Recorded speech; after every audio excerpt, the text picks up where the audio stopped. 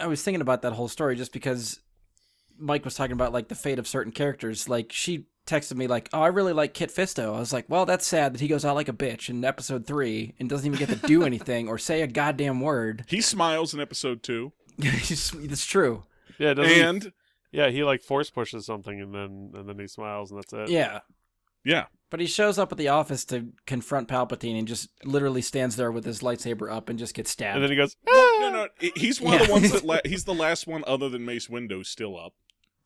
So he lasts a full 2 seconds more than everybody else. Yep. Yes. It is marginal, but he does actually make lightsaber contact with Palpatine, which we'll discuss that when the time comes. But They touch tips. They touch tips. They do for a second, and then Palpatine's just like, get out. Were they docking? There's not enough docking in Star Wars. We got the special editions. Are you kidding me? There's a ton of docking. Have you seen all the spaceships Yeah. docking in and out of each other? Oh, that's true. Okay, all right. That's true. I rescind my Is your comment. ship dock? Come aboard. The innuendos are aplenty. It's an older cock, sir, but it checks out. Star Wars, the innuendo edition. Oh, you guys blew way past innuendo.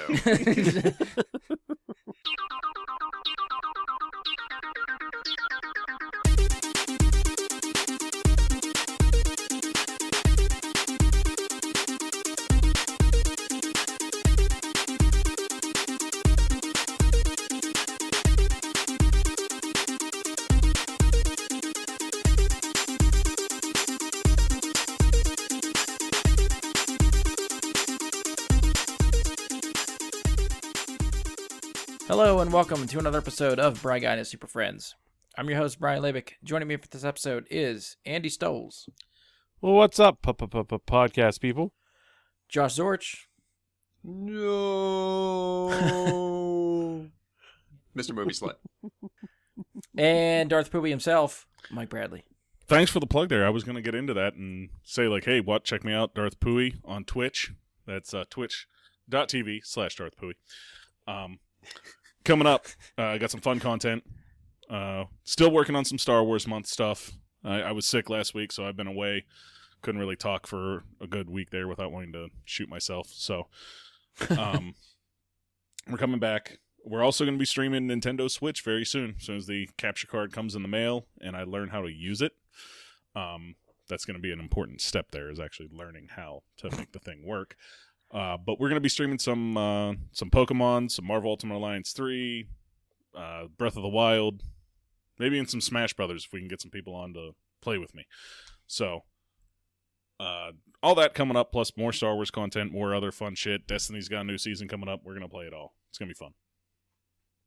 Cool. You got a lot of stuff on your plate. You know what I just realized that reminds me of that I haven't thought about in a long, long time.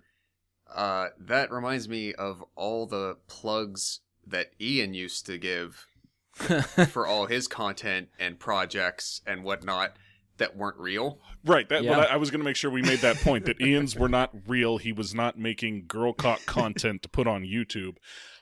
I am doing what I'm talking about, even if not successful yet. I'm working at it. It's a legit website where you can find Bradley playing video games. Yes. Yeah. So if you happen to listen to one of Ian's previous intros where he did that a while ago and you're thinking I'm doing the same thing now, I'm not, I promise. I'm not. Now he's going to scramble to make as much of what he talked about as possible and get it online just to seem like he's proving you wrong. Ian's gonna make that Twitch account just so he can broadcast all the stuff that he talked about years ago. I mean, honestly, like he always used to talk about it being on YouTube, I believe. And then he would have other ridiculous websites that he made up on the fly, which he was pretty good at. Yeah, he was. Yeah, hopefully we'll see. How's your audience doing on Twitch? You getting followers? We're almost affiliated. What is that? I don't know what that means. Nothing, basically. It means almost affiliated means I almost have 50 followers. Okay. At 50, you get affiliated. You can start getting subscribers.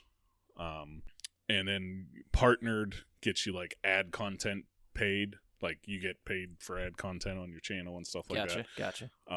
For subscribers, for instance, like for every person that would subscribe to my channel, I would get $2.50 per month that they subscribe. Oh, nice. So I think you have to hit to get partnered. It's like 2,000 followers. They have a huge gap in there. It's like 50 Yeah. to get affiliated and get the subscribe button on your channel, and then 2,000 before anything else happens. That's a big gap. Sounds like you got some work to do. Well, it's a long process. People have to notice you. You know what I mean? It's not easy getting noticed and all that. I'm sure out of the 10 people that listen to the show, you will get 1 follower. Yeah, I doubt it.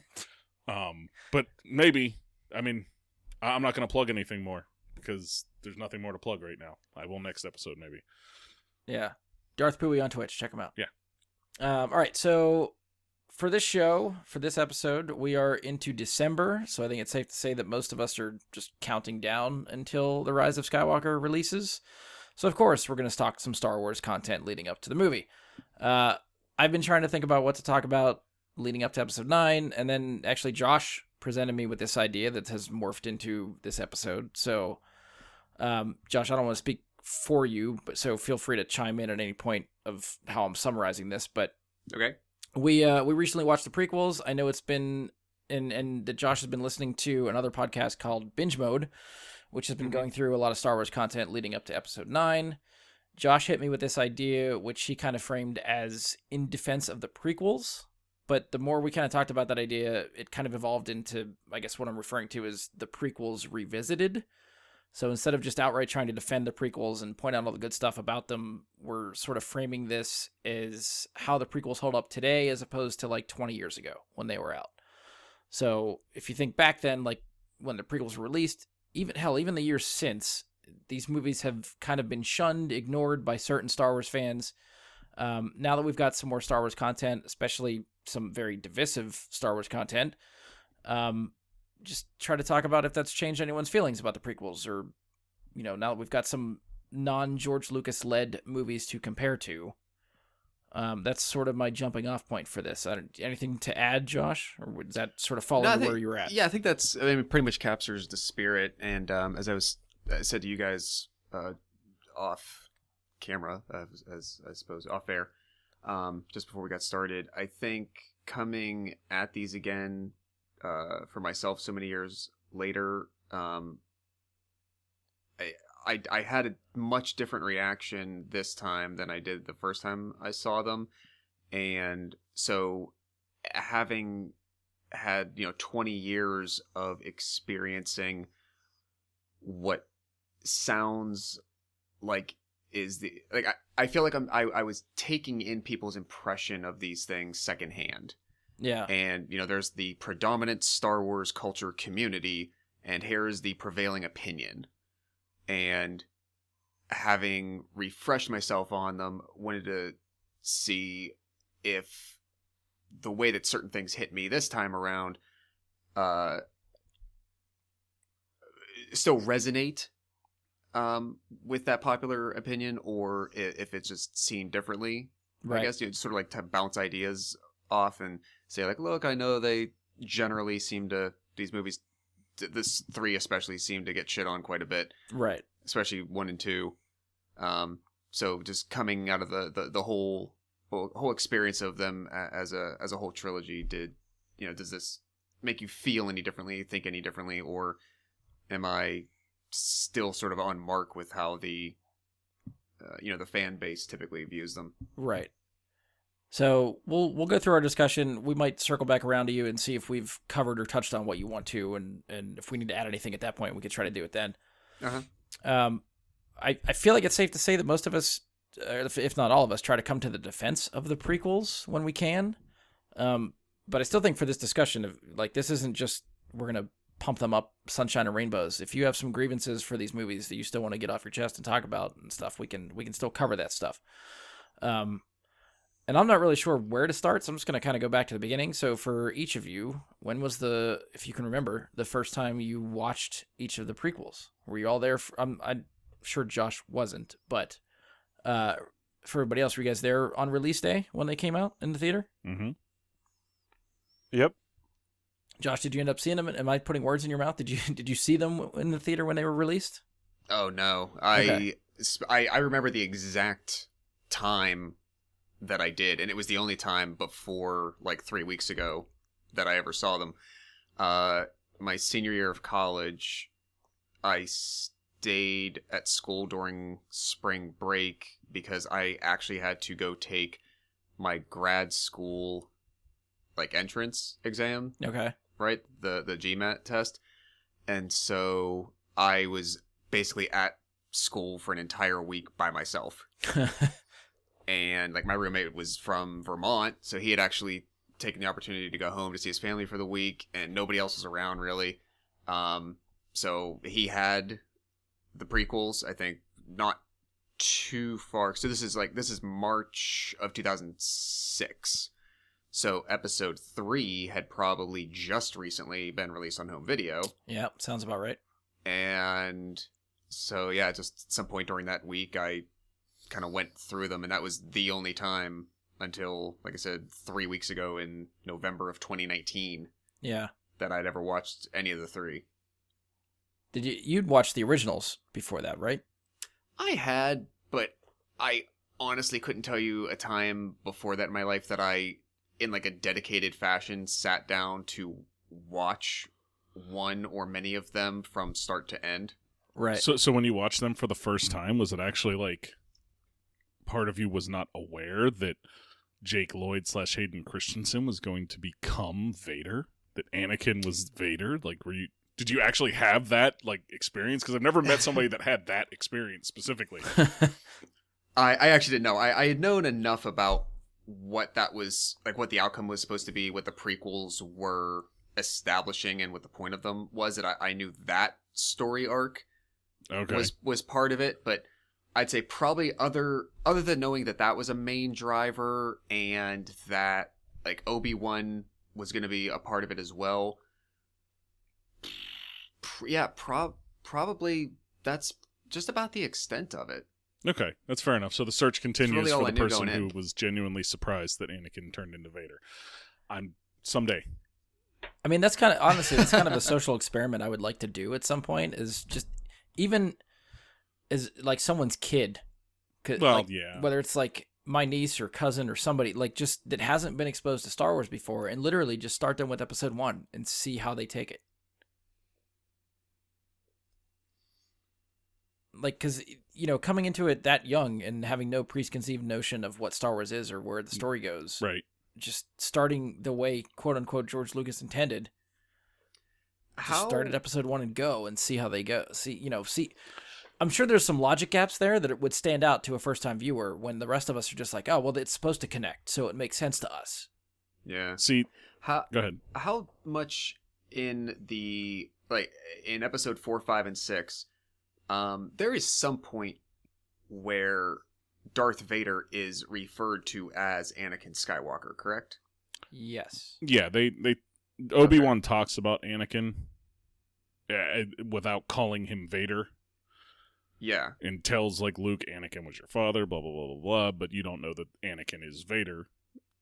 Of course, until Vader tells Luke that he's his father, and then you hear the stories about Anakin and stuff from, I believe it's Obi-Wan again later talking about Anakin. That's where you get the certain point of view. Yes. Yeah. So I think in order for for that kind of experience, Mike, that you're looking for, I think you would maybe need somebody who generally in pop culture recognizes the name and probably the imagery of Darth Vader, but has never seen any of the movies enough to the extent that if you started them in episode 1, that hearing that name, Anakin Skywalker, and that he's buddying around with Obi-Wan Kenobi, and this, like, they would have no reason to connect anything ahead of time, because you couldn't start them on episode 4, 5, and 6 and then go back, because then that aspect of the surprise would be lost. Everyone went into the prequels knowing that would be the outcome. Right, and I was kind of looking more for like just that albatross of an adult that had seen them at the time they were like coming out. Uh-huh. But was actually watching with suspense about what was going to happen in the end to Anakin. Like they did, okay. Like somebody at that time that had not actually cared or watched or known anything about Star Wars, but got drawn into the hype at the time around that trilogy and went to see them, had no idea what was going on. Had no idea, where those stories were going to go. It'd just be interesting to see what somebody like that thought of them.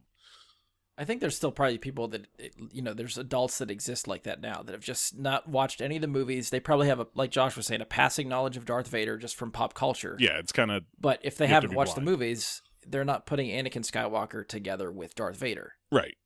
So that reveal could still be there if you find out someone is, knows who Darth Vader is as a character, hasn't seen any Star Wars movies, just plop them down in episode 1 and see what happens. Right. Would be interesting. I would like to do that with an adult sometime and see what they... Yeah, open invitation for anyone listening to this. I don't know why, if you've never seen the movies. No, you know what? I take that back, because what we just said spoils everything we're trying to experiment with. So. Yeah, we could put the open invitation out, but it doesn't matter anymore. But if you might have a reference to point us to... Yeah, true. Yeah. If you can point us to somebody... If someone fits this bill, let us know. We'll try to get in contact. Maybe we can film record the never seen that stuff around watching Star Wars from episodes 1 through 9. See how that goes. Coming back around after your first viewing for the prequels, do you have any recollection of how you felt about the movies after the first viewing? I'll let you guys address first. I'm sure you have much more to say than me. I'll let Andy go. I'm gonna pitch it to Andy. I was fucking pumped. After everyone? Like, yeah. Just, I immediately went out and bought the soundtracks and, I think I probably saw I know I saw Phantom Menace at least 4 times in the theater. Wow. Attack of the Clones at least twice, and I think Revenge of the Sith 3 times. Yeah. I guess.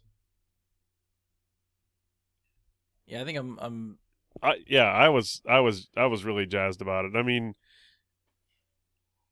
at that point in Star Wars, no one knew if you were ever going to get a chance to go to the theater and watch a Star Wars movie. Oh again. yeah, that's definitely true. You know what I mean? So like these movies coming out, it was like, okay, this is my generation's chance to experience what I didn't get to experience with the original movies and actually going to the theater to watch these.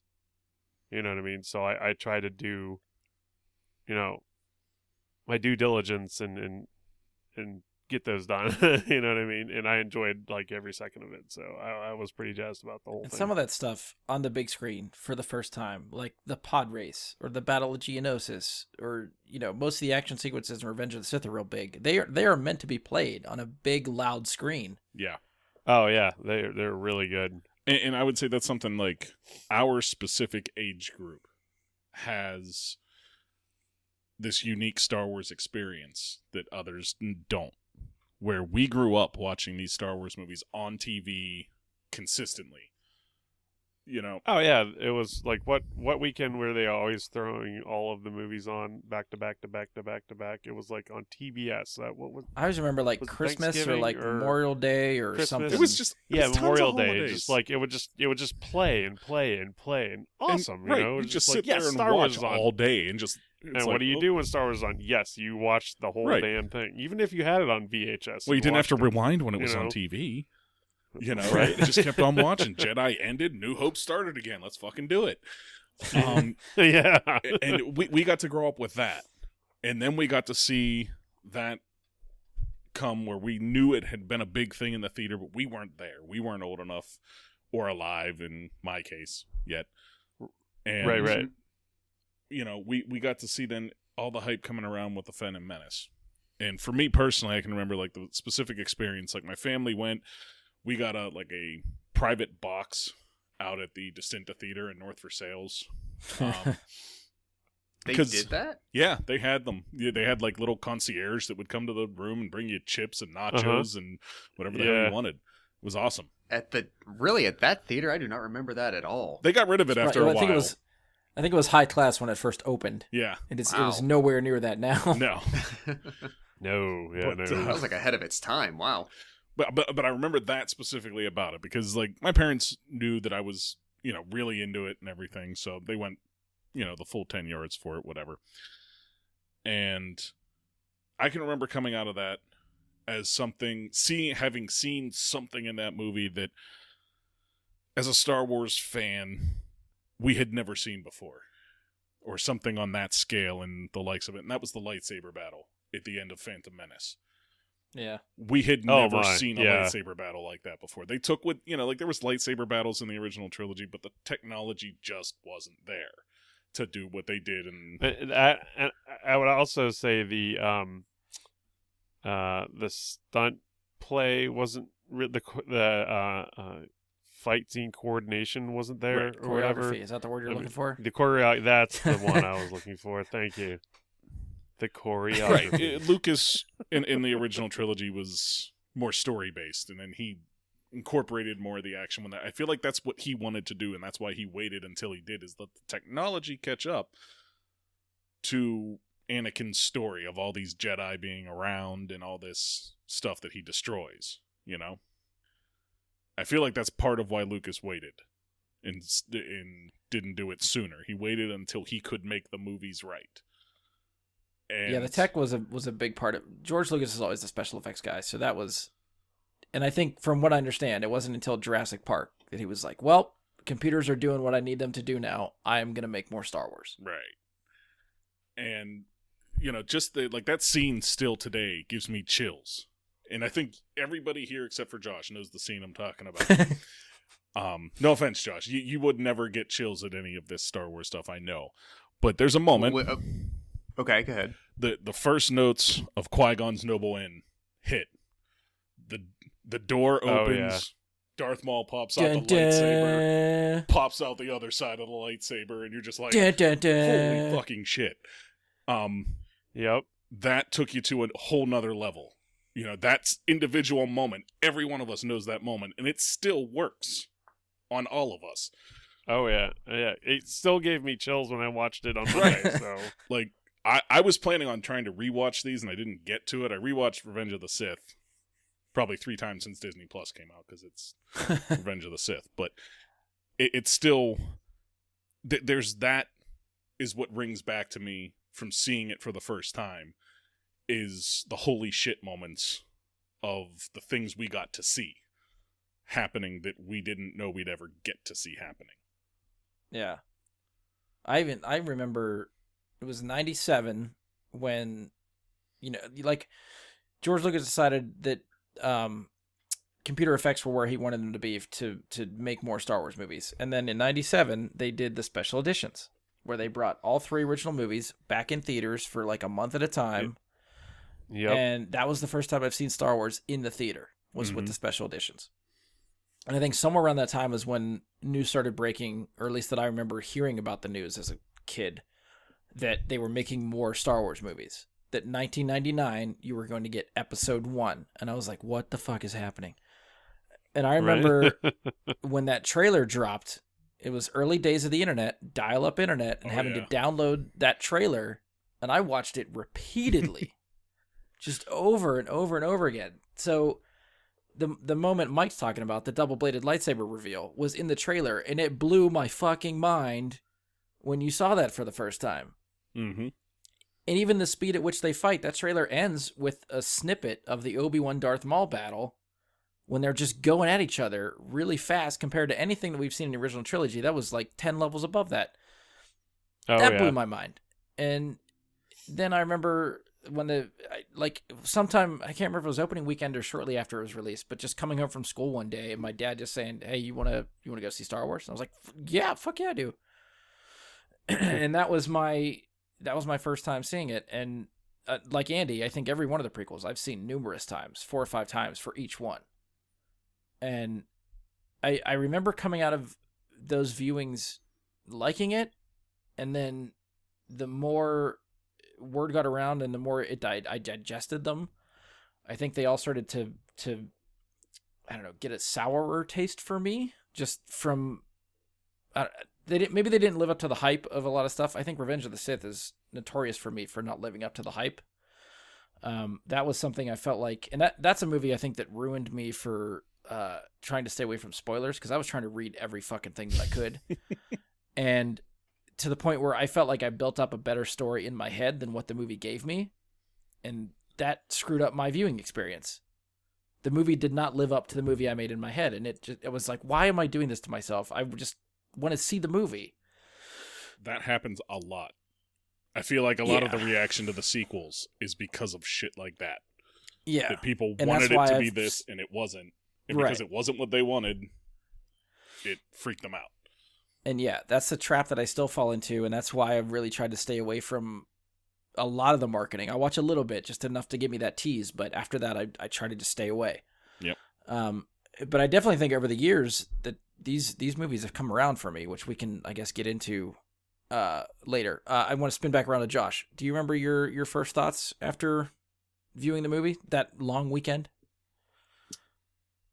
I mean, like specifically the prequels this time? Yeah, or, yeah. Like when I saw them in college? Yeah, your first viewing in college. Well, I don't. That's fair. I mean, you're not as good a big of a fan. I was going to say, cue the Lisa Simpson meme. Just yeah, that's very apt. No, it was to the point where when I went to rewatch them a few weeks ago, I realized that I literally have no memory of having seen them. I knew that I did. I very vividly, as described, know when I did. I couldn't tell you a line of dialogue. I couldn't really... Obviously, just knowing the general high points, like there was racing, there was Jar Jar Binks, there was a cool lightsaber fight, Liam Neeson dies,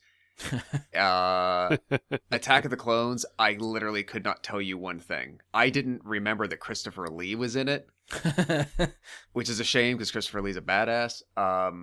He is. Like, and then obviously, like by the end of Revenge of the Sith, they Samuel L. Jackson gets killed, and I guess the Not quote supposedly. Yeah, yeah, I've heard that. there has been a lot of YouTube videos that I've seen popping up that I haven't watched that have him like scarred up and on the cover of the YouTube video, like talking like, "Oh, leaks," and I'm like, "Get the fuck out of here! We discussed this already." Right. Samuel L. Jackson would have been all over Twitter, bouncing and going crazy over his own shit if he was actually back as Mace Windu. He wouldn't be able to hold it in. He's been asking for it for so long. I think. I mean, I guess. Okay, so this could be something. I think in terms of, like a big reveal that Anakin is actually Darth Vader in the end. It's not as significant, but I would say that I don't think I knew the background or really recognized the name Palpatine. Okay. So when he ends up as the Emperor that I recognized from the original trilogy, I was like, oh, it's that guy. That makes sense. The old and that's a twist surprise. I always... Yeah. I still hate that name. I don't know. But that was always a twist. Maybe. Either way, it's canon now, so that we're stuck with it. Yeah. That was one of the reveals I always wondered if it would work for people. Like the reveal that Palpatine turns into the Emperor, that he was manipulating from the... Because I feel like they're very heavy-handed with it, that I don't know if it ever really comes across as a surprise, but... Well, yeah, actually, that was... I will tell you that as part of the discussion that I had in my mind, that particular storyline is the one that I most realized that there might be like something interesting there to talk about. Okay. Indeed. I don't know if you want to go through any other like preliminary questions before we get to that, and maybe we should do that because I think like for me that would kind of dominate. I'd be like preoccupied with that topic for a while. Okay. All right. Yeah, we'll swing back. The only other thing, just to sort of spring us into our discussion, is more or less going back. I know Josh watched it a few weeks ago. I watched the prequels a few weeks ago. Andy did his homework and watched the prequels over the last 3 days. Mike, when was the last time you watched the prequels? Well, like I said, I've watched Revenge of the Sith a couple times since Disney Plus launched. I watched Phantom Menace probably once and Attack of the Clones probably once.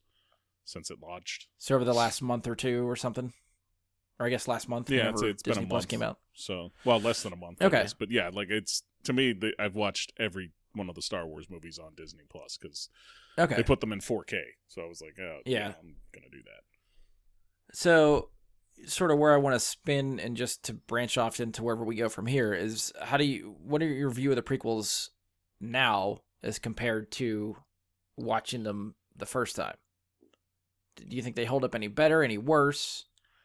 You know, what stood out to you more recently than before? Are they about the same as far as your feelings and views? I don't know. I think that's where the meat of this discussion is. I mean, I can come back.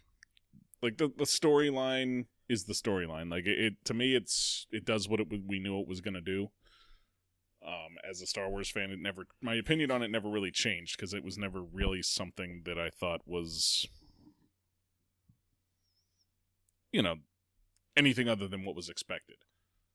To me, even looking back at it now, I see the threads and everything and how it worked. But things that do hold up really well versus don't hold up really well compared to like what I remember. I can remember initially coming out of Attack of the Clones and saying, "Holy shit, that was the greatest lightsaber battle ever." At the end of that with Yoda, because it was Yoda, it was cool at the time. The first time you see it, it's amazing. I go back, I watch it now, and I'm like, eh. And I find that interesting because it was cool to see Yoda wield a lightsaber, but when you rewatch it, it's very short. It's very hard to follow. The lightsaber's moving less than Yoda is. I don't know. It doesn't hold up as well to me in rewatching. Yeah, that's fair. At least not the way I remember it. Like I remember that being this crazy epic scene, and then every time I get to it, I'm like, oh yeah, okay. Yeah, I remember repeat viewings in the theater, like when I've gone back, like that was like, okay, here we go, Yeah. let's get it. Like every time, like it was such a hype moment. Yeah, and then you get, Revenge of the Sith, and you get Obi-Wan and Anakin, and so you have these lightsaber battles that, in Phantom Menace and in Revenge of the Sith that are the two best still, in my opinion. Yeah. And then you have that Yoda and Anakin with dual-wielding lightsabers and Yoda in that one battle, and it's like, it really gets overshadowed.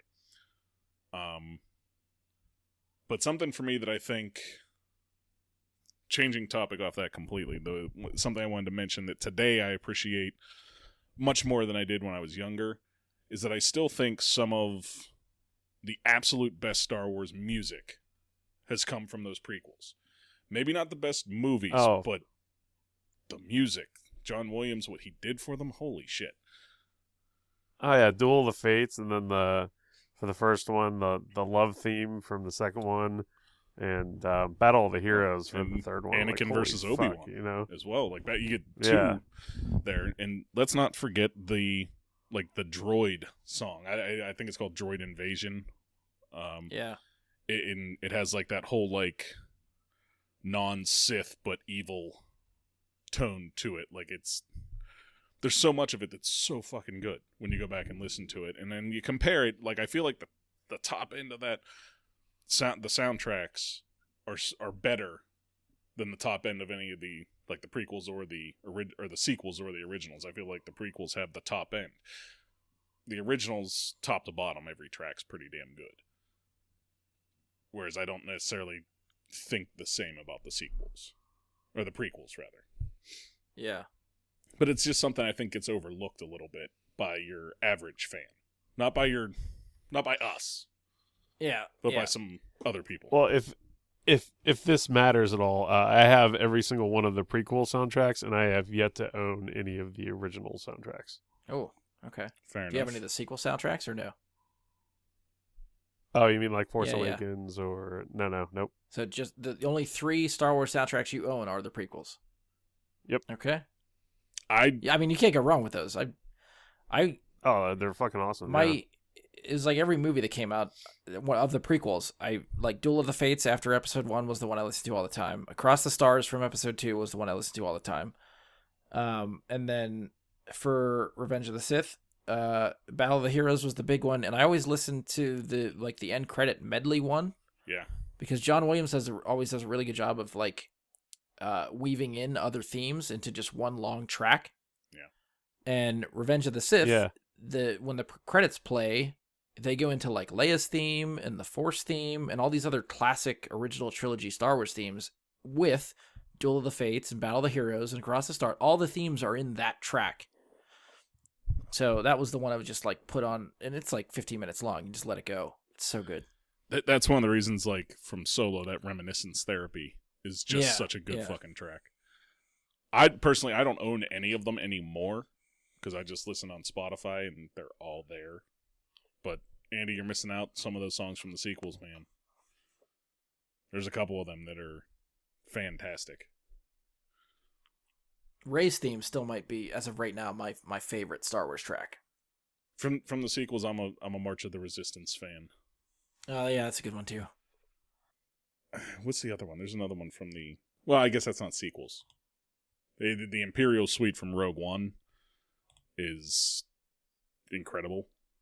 Yeah, that's a Michael Giacchino, though. We're getting away from John Williams that's there. true. That's true. But It doesn't matter. It's still music from Star Wars. yeah. I mean, but I don't know. Like, for me, looking back at them now, I still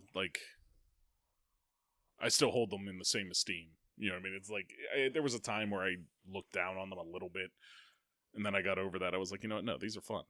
They're still fun to watch. And Yeah. So they haven't gotten better or worse for you at all recently? I mean, I'd say it rode a Still about wave. the same? Like, originally, they were way up here, and then they kind of took a Yeah. dive, and then they went right back up. You know, Right, fair, okay. there are two things that stand out to me as far as things that I think are sort of detrimental to the prequels. And one of which, and I've said this before, is I think George Lucas is a very creative guy, but I don't think he's the best judge of an actor doing a good job. Yeah. well, Because, I mean, Natalie Portman doesn't exactly light any fires in these prequel movies. You know what I mean? Like, I feel like she has done a lot of really good roles, and she's a great actress, but she just... Yeah. See, I think You know, she's eye candy, and that's about I'd say it. part of it is George Lucas' direction. I think more of the blame falls on George Lucas, the writer, Yeah. because those scripts are fucking terrible. The dialogue is so horrid. I always like bringing up when people bring up the acting and the things like that. In that, yeah, Hayden Christensen, the dialogue that he had to say was not the best, but I still always remember the rumors originally about Leo DiCaprio being like tossed around at the time to take that role, and how I thought he different. was in for the.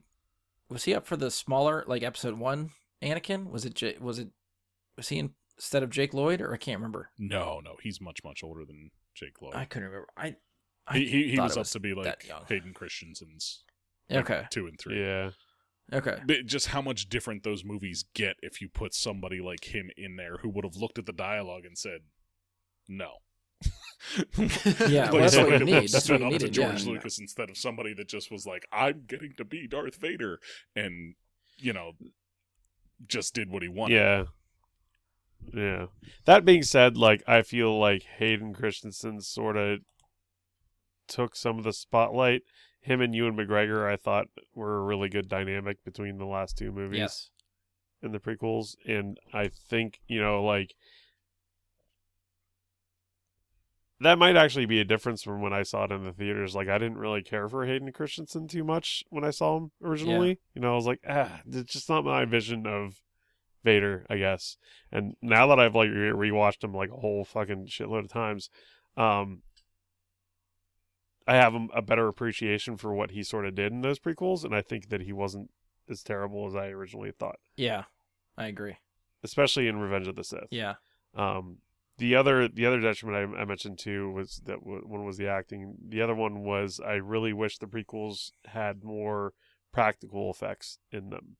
Yeah. That's something... Now that we can see what the practical effects do with like a Force Awakens and the Last Jedi and stuff, I love the technology based part of it, like the starships and all that stuff. But I really wish there was less cheesy. I can tell that's fake. Less stuff computers, more in ILM. the prequel. Right. And I agree. Like seeing that was one of the big things that got me so excited with The Force Awakens is hearing like we're gonna do practical effects. We're going back to practical effects. We're gonna do it right. I loved hearing that because that was some of the best stuff they did in the original trilogy, and then they just kind of kicked that to the side for technology. Not just in the trilogy, remember, not just in like the prequel trilogy, but he kicked a lot of the stuff that he had done to the side when he started like remastering the films. Oh, And, yep. Like, let's see what the computer can make out of a dewback, and Yeah. then it looks just so awful in the film because nothing else in the film has like that level of polish to it. Well, that's a lot of it too. Is the CG effects that were done in like 1998 immediately date your film, and they don't hold up to CG standards of today. And when you're 90% of your film has those kind of effects in there, they may look good, but it immediately stands out as just fake, downright fake. Yeah. Like To be able to like be immersed in this world, you don't want to be looking at stuff and being like, "That's fake. That's fake. That's fake." I mean, go back I will and say, watch though- A New Hope though.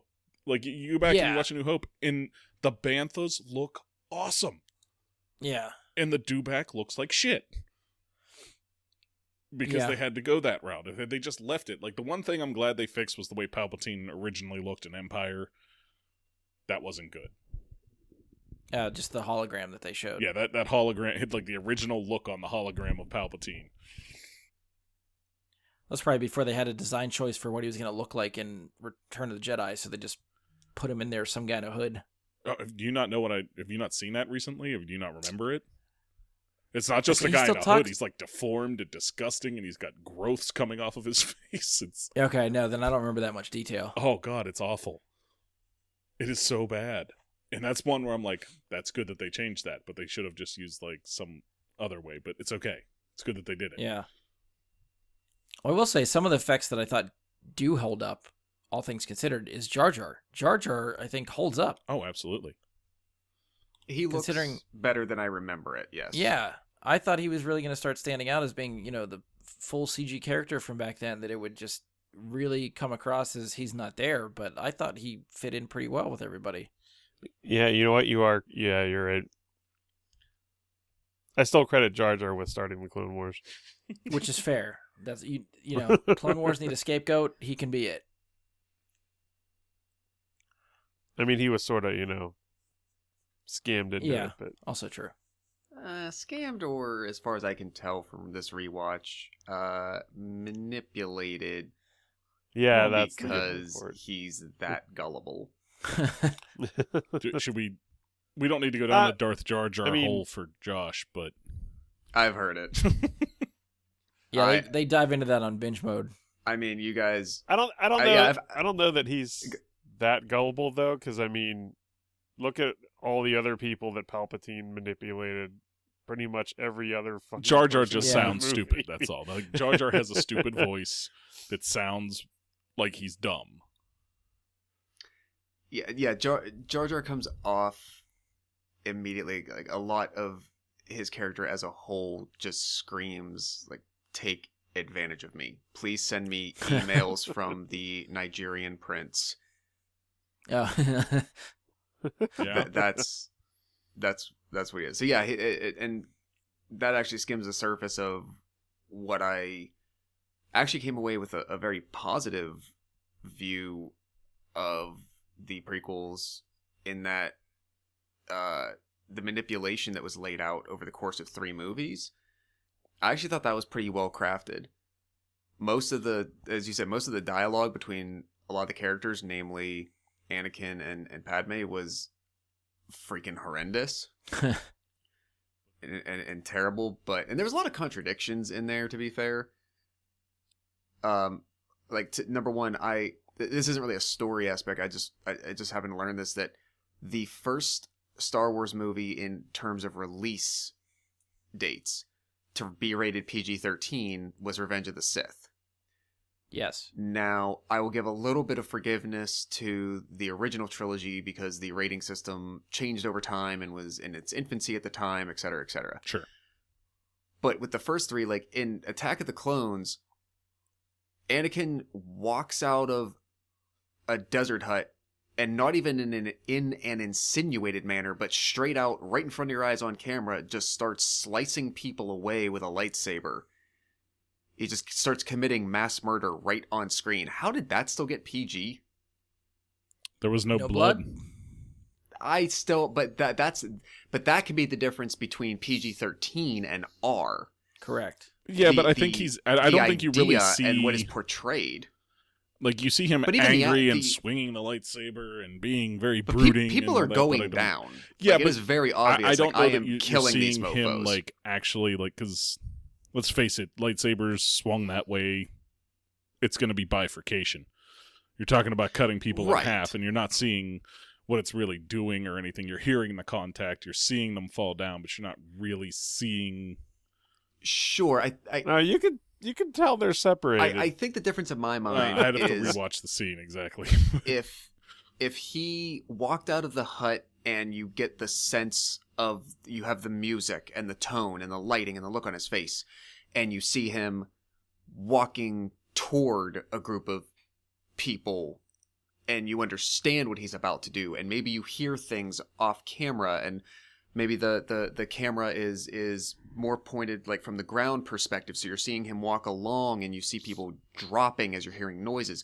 Maybe sort of along those lines. I could kind of see how that would work, but he just, like I said, 100% straight out is just full-bodied in view, mowing people down. The idea of what is being presented to you is undeniably homicide. Yeah. And I'm just really shocked that it took, like, I don't see much of a difference between what happens there and what happens in, and some other aspects of Attack of the Clones, and then what happens in Revenge of the Sith as being all that different. I mean, Revenge of the Sith, you get Anakin being burned alive, that you actually watch happen. Sure. You get I Anakin think killing. that's the deciding factor. Yeah, well, and you get him killing children as well. Burning alive. But let's not. Well, to Josh's credit, you don't see him kill children on screen. He ignites the lightsaber and it cuts away. He does. But don't we see it happen? Oh, that's true. with And in Attack of the with Clones, the troopers killing them though. Don't we see the kid on the hologram trying to like hold up to them, and then they mow him down? Yeah, maybe. Yeah, the troopers might kill some kids. Yeah, all right, well, Uh, yeah.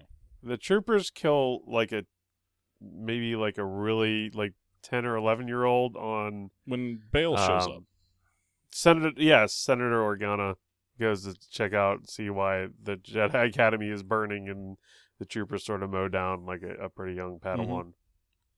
well, let's not forget Padme's bondage gear in Attack of the Clones too,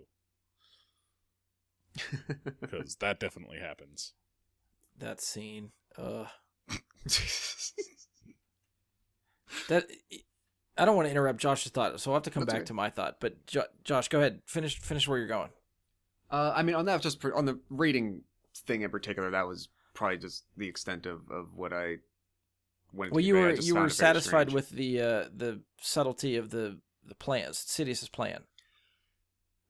Yeah, so I guess if I had to pick one thing that kind of became the through line of like my thought process leading to like my suggestion, like, hey, we should talk about the prequels again. I think it is this. I think it is this the particular subplot that is Sidious's rise from where you start in Phantom and where you end up at the end of Revenge. Because I think all the other stuff you take away, I actually thought that they did a good job at... See, I think pacing to create a villain is difficult for people to do. I think subtlety is difficult for them to do over time. Everybody wants to get where they're going to end up, and they don't know how to lay the breadcrumbs and make it feel effective. They just want to go from, here's where we start, and very quickly, look, here's our monster. Yeah. I had a similar reaction this time around to actually why I think I enjoy how Voldemort is handled in the Harry Potter novels. And I think this comes through in the books a bit better than it does in the movies, that what you have is not just, evil person wants to take over the world, and here's his lair, and here's his big robots, and he's just larger than life. Yeah. It's a corruption of the existing system. It's breaking down what their barriers would be before replacing them, instead of just going headlong into battle against them. And there are, I will say, towards the middle and the end of Revenge of the Sith, I don't know if Lucas realized, okay, I have a little bit more of a gap to finish than I realized I gave myself.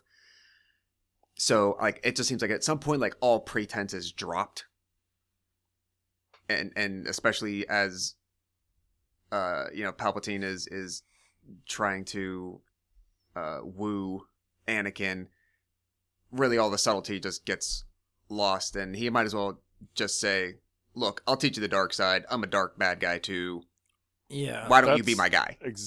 I think that's exactly what happened, actually. I mean, it basically hits that was pretty point, much but like, up yeah. until then, I think the way they crafted that long-term plan over the course of about 20 years, close to 20 years, at least 15, in the timeline of the story,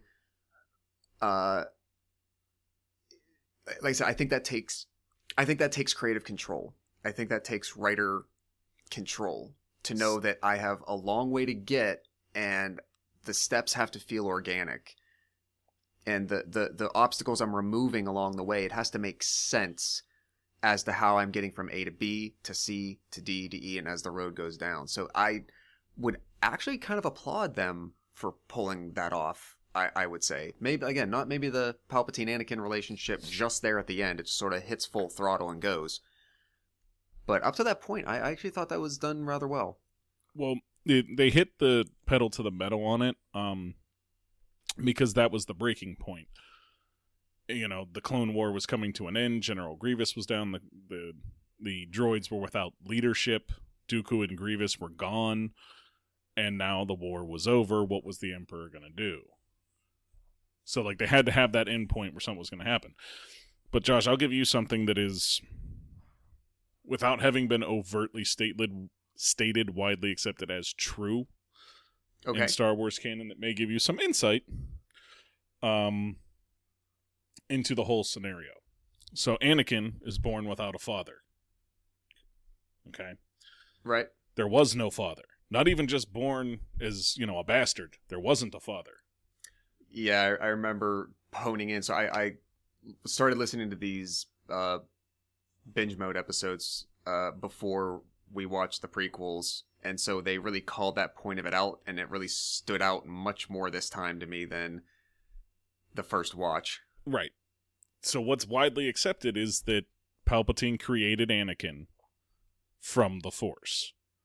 When he gives his whole tragedy of Darth Plagueis the Wise, he's telling him about how he's going to save Padme, but he's also telling him that he even learned the ability to create life.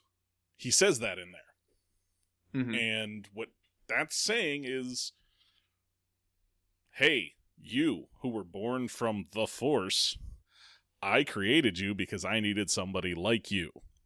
Because Palpatine, while very powerful, was powerful in ways that Anakin wasn't, and vice versa. Anakin was kind of a blunt object for Palpatine. Okay. If that makes sense. Yeah. So I guess that would also then reinforce the idea that patricide really, and incesticide really runs strongly in this family. Because that would mean that Anakin kills his father. No. Palpatine's not his father. Palpatine Okay. influences the midichlorians and the Force to create a being that otherwise would not have existed. He is his creator, not his father. Okay. True. Okay. There's no DNA shared there. There's no Right. I think it's close enough to at least make some connection, Okay. and enough to try to make a point that, because then ultimately, Ben kills his father Han Solo, who, being, I guess Ben would be in that lineage of thinking, would he be He's Palpatine's great grandson, if you want to ish, call once Palpatine removed Anakin's by the daddy, Force, if you want to think of it that way. would be a great grandson. Okay. Yeah, I guess I could buy that. Is that one of those? I want to be things that fair. just- This is still a theory. That's not Right. confirmed Star Wars canon. Right, Is but it- it's. I mean, is it's it more a of a fairly well theory, accepted or theory. does it seem like, oh, that is just reading between the lines? Like, there's no way that's not what he was trying to say. Yeah. I feel like you could take it two ways. Either Palpatine created Anakin or Plagueis created Anakin. That's the route that I generally think. I think that it was Plagueis, because I feel like Plagueis might have been more powerful than Palpatine, just based on the lore. So Well, there In the I don't know novel's who- not technically canon anymore. Like the Darth Yeah, because you Plagueis. read Darth Plagueis, right, Mike? Right. In that novel, it is Palpatine that does it. But that's not canon anymore. That used to be canon. It's not canon. So Plagueis is still canon, but not that book. So it's confusing, of course. But in that novel, he learns from Plagueis how to do it. Okay. But I don't think he does do it in that book, though, right? From what I remember. I'd have to look back, but as far as I remember, it may, even if it's not directly said, it's like highly implied. Because I remember, now I'm trying to think back when I read it too, but I remember him learning skills like that from Plagueis, and what surprised me about the novel was that Plagueis is alive through half of the Phantom Menace. Mm-hmm. That whenever Palpatine gets the position of Chancellor, he celebrates with Plagueis that night, and that's when he kills him. Yes. And that Oh, I that missed follows that. the Sith Do you- line. You wouldn't know of that without having Yeah, that's read nothing the in the book. movie. This is There's from an nothing alluded offshot. to. Okay. Yeah, this is from quote unquote Legends canon. It's a Gotcha. book about Darth Plagueis that happened in the old canon, which, it's hit or miss whether or not that actually still counts. Yeah. But But what it I plays always to, thought the Legend of Plagueis was like years ago. I didn't realize it ran into the prequel trilogy. right. So what I always want to like make sure to point out with that is that that's just the Sith way. So Right. Palpatine is recruiting Maul and has Maul as an apprentice because he's ready to overthrow, Plagueis. Maul dies. Palpatine picks up Dooku. Dooku is, grooming Ventress at that time, who Josh has no idea who Asajj Ventress is, but he has his own apprentice he's grooming to try and overthrow the Emperor. And it just plays that way. That's the Sith. There must be two. There's two Sith. Vader was trying to recruit Luke to help him in overthrow the Emperor as well. And So this was a question I had recently because I played it again. Is Force Unleashed still canon? No. No. Okay. I was going to say, because that's another whole storyline they go down, is Vader recruiting Starkiller to help him overthrow Yeah. Palpatine. But it works in a lot of different ways. I feel like more or less, Mike, the Inquisitors have replaced what Starkiller sort of did. Yeah, that's true. Which is good. Starkiller, I don't know how I would feel about it actually being canon. I don't know how I ever felt about it really being canon. Yeah, I remember really liking that story the first time I played it, but considering the canon they are making now, I don't know how that's going to fit in certain areas, so I think it's better just to wipe it. Yeah. Nonetheless, you always have this rule of two, Josh, with the Sith, where there must be two. And it's always been said, one to have power and one to desire it. And the fate of any Sith Lord is to be murdered by their apprentice. So that I've is heard like this for a while. So tell me, like, from your guys' insight on this, like, which of you would then say, "Oh yeah, I should probably become a Sith apprentice," ever, knowing that my destiny is to not only, well, not only murder, but at that point you probably don't give a shit about murdering, but to be murdered specifically by the person meant to replace you. well, you're assuming we would be dark side type thinkers. Where they're going to desire that power. So, for instance, it is not necessarily the destiny of your apprentice to kill you, but it is your destiny as master to be killed by an apprentice. Your apprentice your current apprentice may challenge you, and you just kill them. I always feel like the Sith are so full of themselves and have such an ego that I feel like everyone is probably thinking, I could be the one to best this rule. Yeah, I'm immune to this. I'm not going to be killed. I'm going to be the one that's going to outlast everybody. Right. I mean, for as far as like a recruiting tool, it just seems like a little bit of a flawed. I don't think they go in on the job resume and say, well, eventually you're going to kill me. No, it's just part of Sith legend. But it's also not on the recruiting thing. You see what they do to recruit apprentices. Look what he did. Look what Palpatine does to Vader to pull him in. It's not the best thing. There's arguments that now, especially since we've seen that they can, like with Snoke giving visions to Kylo and Rey, that Palpatine was producing the visions that Anakin saw of Padme's death. It wasn't just Anakin having a premonition. It was, it was him telling him, like, she's gonna die. Is that your conjecture, or is that official? No. I'm saying it's conjecture that has come about because of the sequels. Does that make sense? Okay. Like, because now we see that, yes, they do have mind powers that are that strong as well, that are canon. Could we then say Palpatine was making him see that and even further manipulating things?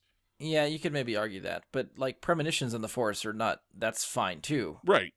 But in this case, it's kind of circumstantial, I think, is why that comes down to people assuming that Palpatine would be the one to be like, put that in there, lay that seed...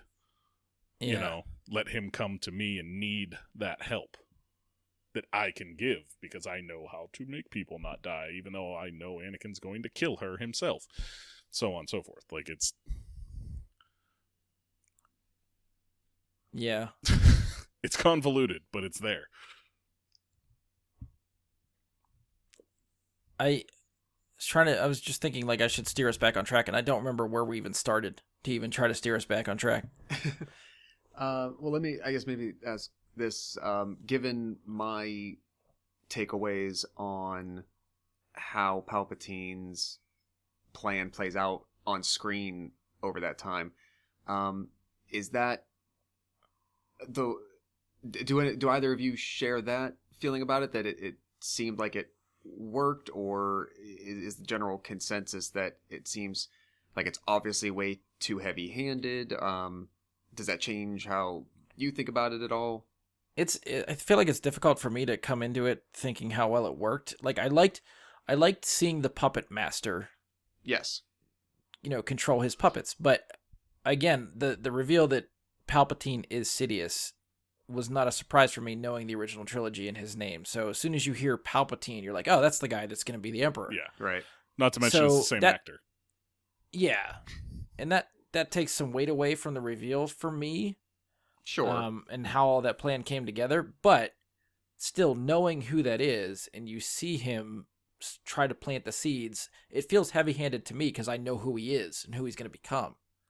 Okay. I mean, I like the seeds they drop in where his voice changes when he gets angry. You get it. Or even just Palpatine himself has a much lighter tone, and then as soon as he puts the hood up, he's somebody else. Well, I was referring to the do it kind of like the right. Yeah. Like, there's those kind of moments where you could kind of you see just the little facial tick or like the something like that. I guess Revenge of the Sith is the first time you outright get him giving you the same voice that he used for the Emperor. And he's very calculated in all that. That moment in Revenge of the Sith is, you can see it on Christopher Lee's face. That's when Dooku knows I've been a pawn this entire time and I am nobody to him. Yeah. I think that's yeah, the fear and the realization that, like, oh shit, my master isn't going to save me from certain death. He's ordering this person to kill me. That's when you enter that meme or right over Dooku's face. That's just like, that's when you knew you fucked up.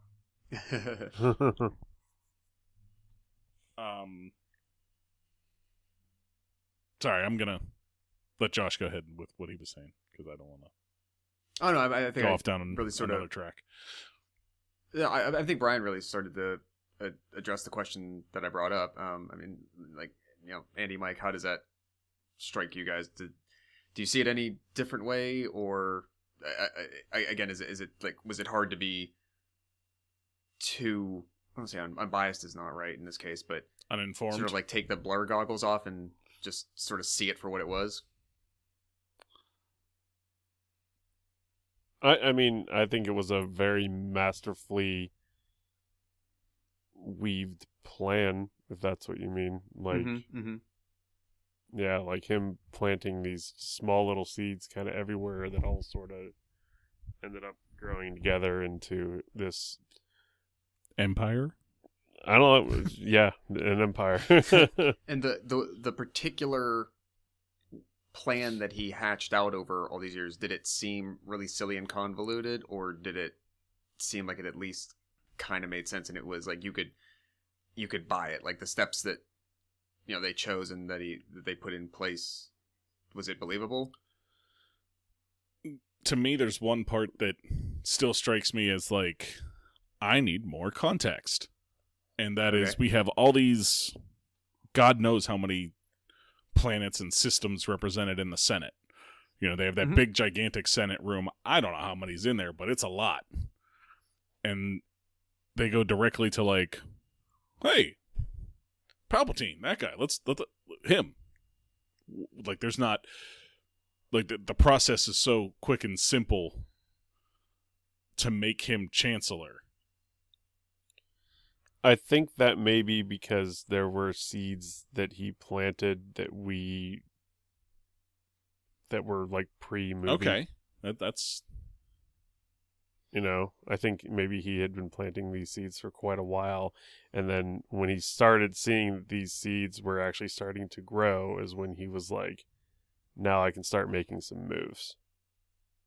That's just a personal opinion. I can see that. I feel like that's what I remember from the Plagueis book also. Mike, I don't know if you remember that too. Like the political movings that Palpatine made prior to all that stuff. Yeah, and I mean, was all in there. That's where, again, it's hard to like separate canon from non-canon and all that, but it's still like, for the movie without that book, right? It still seemed like you have to make that jump that Andy's making there and saying that he was doing stuff ahead of time, which I think is implied anyways. I think that's a good way of putting it now that I think of it in those terms, is like it's a fairly good assumption. It just could have served maybe 5 minutes longer on the movie, give us a little more background on what he did, you know? Yeah. Because it seems like I remember the scene like real clearly where like there's several like systems they show like vehemently shaking their fists no to the vote, and then there's several that are cheering it, and that's when they're trying to overthrow Valorum, right? And it seems to me like there had to be some failings of his along the way, and some people that didn't trust him. Yeah, and I mean, I don't know. I think he's such a master manipulator that he probably just played everybody up. Like, I think he comes across as just that likable guy that everybody turns to get shit done. So, you're saying like he's that master at what he does and everything, and that brings me to say like I have a theory about his one biggest mistake, and he like, and this plays off of my theory, which is, again, very common, but that he created Anakin. He just chose the vessel very poorly. The Skywalker that is in him is the good that is in him. Shmi is too big a part of Anakin for Anakin to be completely bad. Palpatine chose the wrong vessel. He chose the wrong woman to be his mother. She was too good of a mother. She was too good to him. And while that may have led to a bit of him turning, it also kept him from being as evil as he otherwise could have been. All right, so this is me spitballing off of your theory, but because this is me making it up on the fly, but you're assuming that he chose Shmi as like, yep, I'm going to impregnate this woman with some midichlorian. I don't see it happening that way. If Palpatine is the one that creates life from the Force, I feel like he just did it, and it's up to the Force to plant where Anakin goes. Fair. So if you're looking at balance, It chose an evil the balance. person, right? An evil person makes a being. The Force chooses balance and gives it to a good person. And I think didn't George Lucas originally intend for that to be the Wills? The Wills willed it that Shmi would be his the Force mother. is kind of conscious. Yeah, like he had that idea for a while and it got thrown away, but they willed it that Shmi would be the mother and that, you know, she would raise him to be better than he otherwise would have been.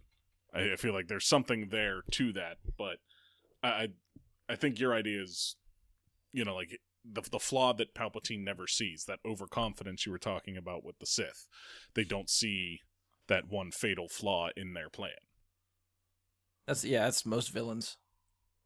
Everybody thinks that, you know, they'll be the exception to the rule.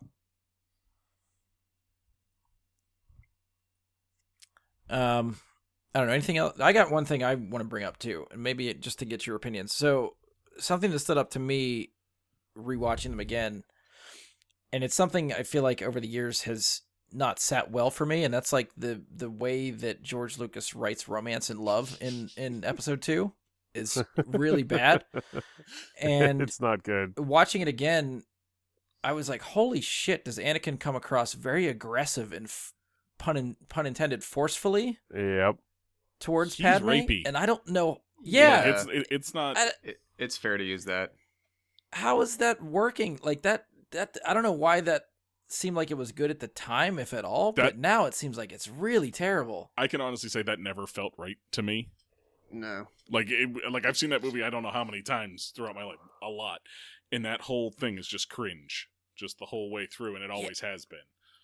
And maybe I didn't get it until more of an adult as why it was cringeworthy, but it hit hard in such wrong ways. And I think what you just said is important because to me, it's not a product of when it was made, but who's watching it. Yeah. Because you can easily point to movies from the 60s, 70s, and 80s, and to some degree large in, you know, the 90s even, and say like, oh, well, just that's how they talked back then, or that this wasn't viewed in the same way. But this was released in 2002. Well, let's. And go ahead. I was gonna say he's. When I say rapey, he is fucking rapey in those scenes. Like he's not. Yes. This is like what Brian said. Like the overly aggressive nature that he takes with it is off-putting. And some of those looks I think are supposed to be like sexy and romantic, but he looks like he's going to kill her. Yeah. And then when he's assigned to her protection and makes the offhand remark like she didn't like me watching her. Yeah, it's like it's I had real I had creepy. surveillance set up in her apartment to keep an eye on her, and I guess she didn't care for that. Like I think the reason it feels so bad and uncomfortable is that to me there's not a correlating personality trait to Natalie Portman's character that seems to explain her acceptance of him. Yeah, because you're going back to like Anakin turning on a dime when he becomes Darth Vader. The same could be said for Attack of the Clones when Padme quote unquote falls in love with Anakin. Right, and there's nothing there's about no lead her. up to that. It just happens. Yeah, It happens, and there's nothing you can point to say like, oh, she's not broken, but she's insecure. She's portrayed as a very strong, like independent woman senator who's like, I'm gonna kick ass myself. That's how she's portrayed in the Phantom Menace. She leads the troops. Yeah, like, so all of the weird stuff about how his behavior toward her comes off. They said there's not like a complementary aspect to her personality that makes you feel like, okay, even though this is strange, her character lines up with the type of person who would be okay with a person like this. Right. That's the part that doesn't equal out, and that's why I think it's so off-putting. I feel like a fun game to play, like if we want to rewatch Attack of the Clones again, is to everyone watch on our own, but take a note every time a red flag comes up with why Anakin should not be right for Padme. Because I feel like him straight up confessing that he's murdered a village of people should be like, that was a why? big one. Why? And I remember really liking that scene. Like, that's well acted. His confession, the music, it works for me. But when you think about what he's telling her, and that she's going to eventually go, you know what, this turns me on, let's get married. No. Or that I can look past it for reasons X, Y. That's the other thing. Right. Like, that there's nothing there that gives me that. And then it stood out to me very glaringly. Then in Revenge of the Sith, when Obi-Wan comes to her and is like, yeah, he just straight up murdered like 3 classrooms of kids. And she's like, no, I could never believe it. He would never. There's nothing. There's no way. Like, he literally told you 3 years earlier that he did that exact thing to an entire culture. Like, he did. He was like, I murdered the women. I murdered the children. Yeah. And you're like, there is so many memes out "What?" there for like just not just the men, but the women and children too, and they've turned it into so many different things, but not just the whatever and whatever too. But he comes to her, and this is the other part with Padme that makes no sense to me. Obi-Wan comes to her and says, "I saw him myself." Obi-Wan, this is somebody she trusts. This is a man that has been there longer than Anakin, as a part of her whole deal. And she trusts him to not be making shit up. And he comes and says, like, yes, I've seen Anakin killing younglings, among other things. But, you know, that was Anakin at the Jedi Temple. You see that smoke? That was Anakin. That's your boy. Yeah, like, oh, it's his baby, huh? Like Obi-Wan didn't know that for, like, fucking years. But, like, so, and then what does she do? She goes to the lava planet to be like, tell me it's not true. What? I feel like from a writing standpoint, it's just like George Lucas knew he needed to get to point B. So how do I connect the dots? And like Josh said earlier, I think he just ran out of room. It was like, what's the straightest line I can take to get to where I need to go? And there's a lot of that in there. Everyone has a spaceship. They can actually just take that straight line. Right. And I think, like, Andy touched on it earlier, saying, like, Natalie Portman's acting and all this, and the writing from Lucas was bad on it and everything. And Padme, I see often talked about as, like, this great Star Wars character, and now that you look back on it, it's like, not really. She goes, she's here, she's there, she's here, she's there, she's all over the fucking place. Yeah. And she's pretty strong in the Clone Wars cartoon. well, and most people haven't watched that. yeah, like Like if you're That's going true. general movie going audience, they watch the movies and that's it. You can't assume everybody's seen the cartoons. let me make one thing very clear. Dave Filoni is a better writer than anybody else that has written mainstream Star Wars. Yeah. All of them. Yeah. J.J. Abrams, Rian Johnson, George Lucas, Irvin Kershner. Pittsburgh's own Dave Filoni. Yeah. He's better than all of them. So when we say that Padme's Which is funny better that in the George Clone Lucas Wars, like taught him a lot of the Star Wars lore and crafting story and stuff, and he just does it 10 times better than what George Lucas I did. feel like George Lucas taught him about that universe and like the general themes, and that George Lucas is very good at getting his themes through in movies. He's just, like you said, not good at writing the dialogue for it. Yeah. Yeah, that's fair. Yeah. And Dave Filoni can do both. So it all comes back around to, looking back on it now, I would say that's the most glaring thing, is having a better ability to assess a character in a film. Padme really falls apart. Yeah. For me, like if I was looking back and said like the one fault, that would be the big fault that I never really paid much attention to. Yeah, she gets shafted a lot, I feel like, as far as just screen time and character development. I don't even know, like, because she's not really the focus. Well, she's a little bit of the focus of episode 1. Anakin, I feel like, still gets the majority of it. 2, you'd think she'd go hand in hand with Anakin, but I still feel like it's more Anakin's story than hers. 3 is all about Anakin. Yeah, she's a prop in 3. Like, So yeah, she gets shortchanged. Definitely. I'm pretty sure like 90% of the time that he runs into her, it's at their like apartment thing in Coruscant. Yeah. All right. Is there? I don't know if I have anything specific in mind that I want to touch on. Oh, well, maybe I'll just bring this up just to see if it kicks up the conversation at all. But when I was talking about how I had watched, like, was trying to read a bunch of spoilery stuff for episode 3, and I thought I had a better story in my mind, and the way I saw it playing out, which is the way it didn't happen, but what I pictured was that Palpatine was going to manipulate Anakin to think that Obi-Wan killed Padme. I always thought that made a lot of sense. It drives the wedge between them. Padme dies, which has to happen. And that's why you would get Anakin so hateful of Obi-Wan instead of just like, well, you're on the wrong side now. I feel like it had to be more personal than that.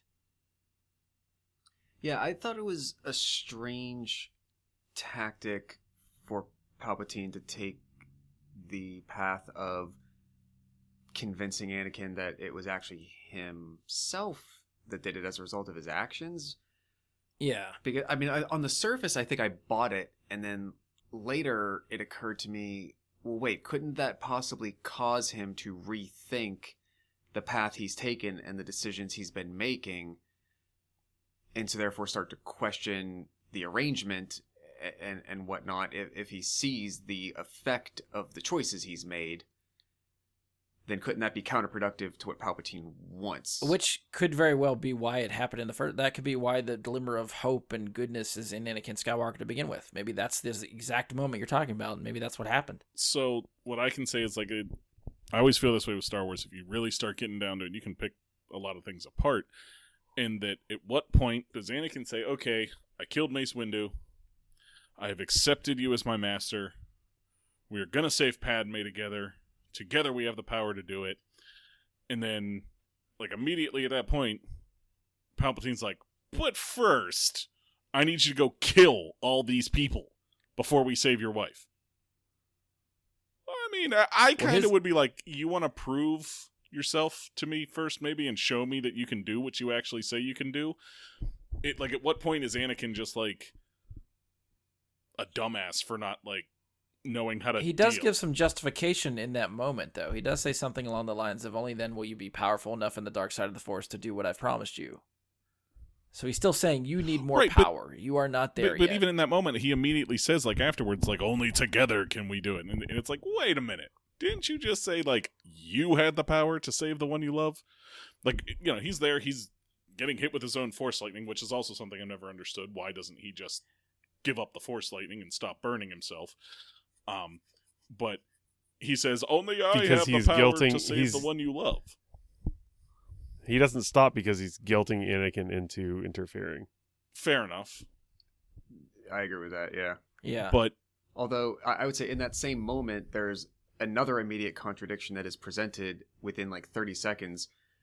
Because in that moment, and Andy, I agree with you, Anakin is watching Mace go outside of what the channels of justice are supposed to be, and Palpatine is egging that on and making sure that keeps going.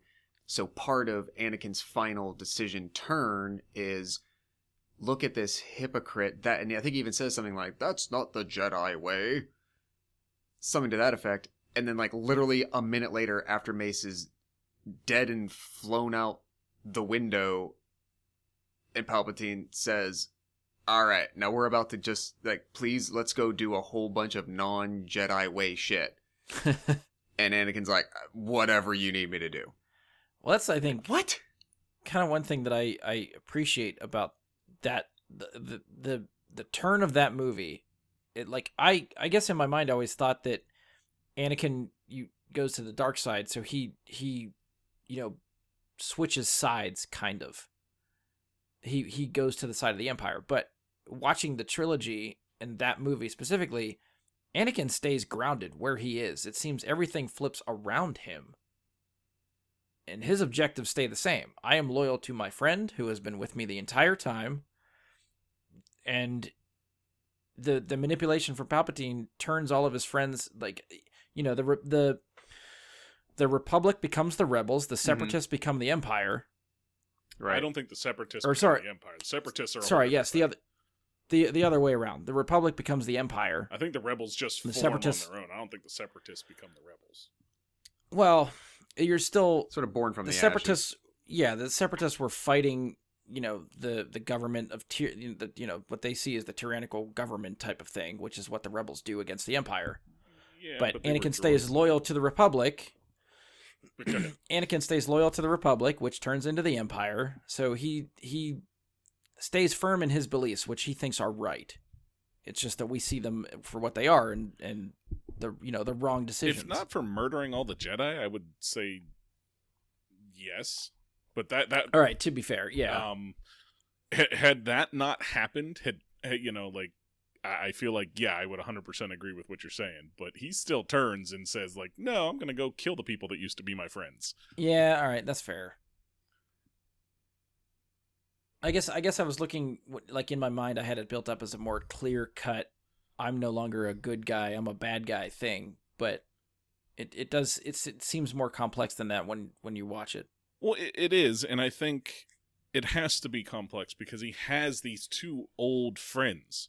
He has Obi-Wan and the Emperor, or Palpatine, we'll call him, since he's not the Emperor technically in that, but whatever. You have Palpatine and Obi-Wan vying for Vader's power. Obi-Wan's just vying for a good world to live in, and Palpatine's vying to take it over. Anakin doesn't see all this. He doesn't know this. But these are the two things drawing at Anakin, and they're the two things weighing on him. And one of them's going to win. We know going in the Emperor's going to win because of the other movies. But they had to get to that point of what turns him against Obi-Wan, I think, more than anything, which is where we started this here. And the moment of that actually does happen when he, thinks that, you've turned her against me because you brought her here and told her what I did. Yeah. And, but informed her of the truth. Right. And Obi-Wan points that out. Like, no, you did that yourself, dumbass. But that whole confrontation to me plays out in highs and lows. Where, the lightsaber action in it is fantastic. And I feel like the dialogue in it, at some points, Hayden's delivery and the dialogue itself is so fucking good. And then at other times, it's like, what the fuck, George? You underestimate my power. Come on. That's so ridiculous. I think the worst line of the whole third act there is when they're fighting on their lava surfboards. Yeah. And it's a good word for it. I mean, I think it's mining equipment, but Anakin replies to Obi-Wan's comment, but from my point of view, the Jedi are the ones who are bad. Something like that. But I know it starts out by saying, but from my point of view, no one says that. It sounds so unnatural to me that in the heat of that moment of what is going on, and someone saying to you, I think that was supposed to be more of a callback to Obi-Wan used the certain point of view line on Luke. yeah. So it's let's bring it full circle, and Anakin uses that on Obi-Wan back in the day. And to me, that's one of the lines it came off so bad. Well, and it's such a big that, line because it's Anakin thinks the Jedi are evil, and that's why he killed them. So he's saying it. Right. What did the Jedi do that were evil? What made him believe, other than Palpatine saying they were evil, that the Jedi were evil? What changed in him to change his opinion of the Jedi? And this is one of the things I think of as a flaw here. We're talking about flaws, and I struggle with that one because it needed to be I feel like that's one of those things. Right now, I'm sort of comparing it to BVS, in that where you want the two characters to sit down and have a conversation and hash this out as what's wrong and where you're coming from, they just fight.